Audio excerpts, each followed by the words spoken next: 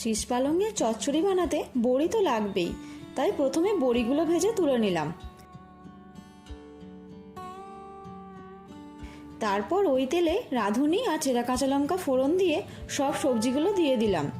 আমার কাছে যা সবজি ছিল তাই দিলাম, বেগুন, কুমড়ো, শিম আর আলু।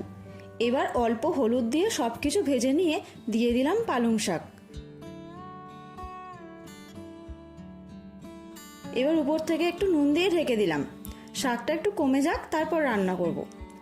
কিছুক্ষণ পর ঢাকনা খুলে ভালো করে নেড়েচেড়ে দিয়ে দিলাম ধনে গুঁড়ো, জিরে গুঁড়ো আর অল্প হলুদ গুঁড়ো।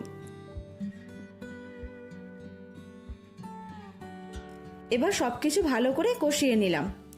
রান্নাটা যখন প্রায় 70% মতো হয়ে গেছে, ঠিক এইরকম সময় দিয়ে দিলাম আদা বাটা, একটু সর্ষে বাটা, অল্প চিনি আর ভাজা জিরে গুঁড়ো। এবার সব কিছু ভালো করে মিশিয়ে নিলাম। তারপর উপর থেকে ভাজা বড়ি ছড়িয়ে পরিবেশন করলাম শীষ পালঙের চচ্চড়ি।